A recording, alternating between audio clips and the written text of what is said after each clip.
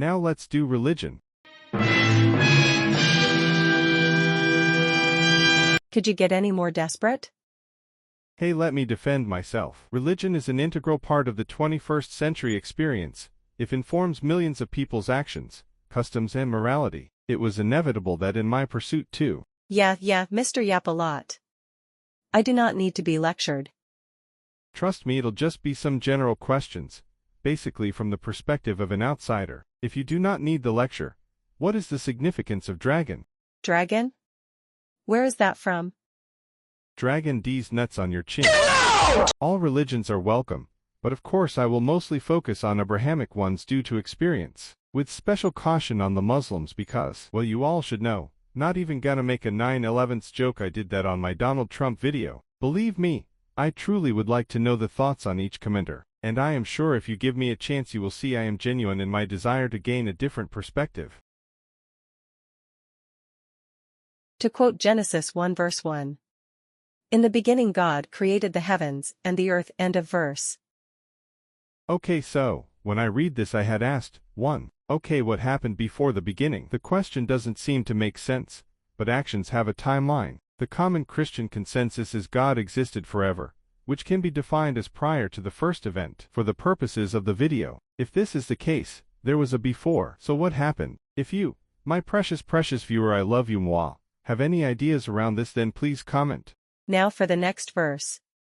Genesis 2 verses 2 to 3, NIV. By the seventh day God had finished the work he had been doing, so on the seventh day he rested from all his work. Then God blessed the seventh day and made it holy, because on it he rested from all the work of creating that he had done. End of verse. My question is twofold. 1. What does it mechanically mean for God's work to be finished? Oh, I bet you thought I would bring up something else, huh? Oh yeah, of little faith. My point being, that the verse says that he finished his work, implying that there would be no other changes. Of course, you could say his work finished in the same capacity you finish your school work, but it doesn't mean you're finished with school entirely. But I assumed a triune God would have better foresight. I hate having to do more work when I tell myself I am finished. 2. Pay attention to the last part. Then God blessed the seventh day. That sounds like work to me, right? Am I tripping on Zaza? I mean, he considered speaking work, because that's all he had done for the most part, divine utterance. But hey, I could be completely wrong on this one. Genesis 2 verse 25, NIV. Adam and his wife were both naked, and they felt no shame. End quote. God. Naughty, you teasing me, you naughty. Yeah, I am very sure you are gonna assume I will say something offensive, assuming you were not previously offended. But real were all the angels naked up in heaven? Was God naked? How is it that Adam and Eve can completely lack conceptual knowledge like this? This kind of reminds me of Chainsaw Man. And as if eating the tree of knowledge was making Pachita vomit the concept. And the strange part is that nothing particularly comes to mind to the contrary of this idea if you say the angels became decent for the sake of the humans they sent messages to. But that raises another question. Were the angels checking Adam and Eve out? You know, like that. Just how much time did they both spend in the garden? Story has a lot of missing lore. It is kind of upsetting, quite frankly. Okay, this will take a lot of editing, so I do not want to do too much. If you happen to like this, please request a part 2. It honestly would take 3 comments for me to do it, so I would appreciate the guidance.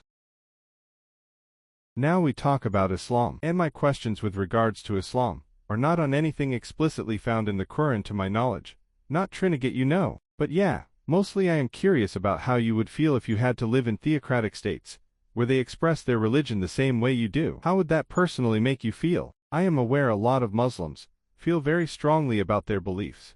But if you met someone whom you believed was wrong, but in a country with constant reminders of that other religion and it unapologetically declaring it, and its followers' intention to convert the entire world, then what? I suppose that is all for now. That and why so many wives like bro chill. Buddhism. I was told that there are no gods in Buddhism, but then I learn about Sun Wukong and Buddha being in the story with blatant statements about there being gods. Where is the miscommunication here? I am very much aware about the different sects, but if you're a Buddhist and you do believe in gods, do you operate assuming they play active roles in your life? Also, do you think Buddha is better than Jesus? You can tell me how you feel openly, we will gossip about it.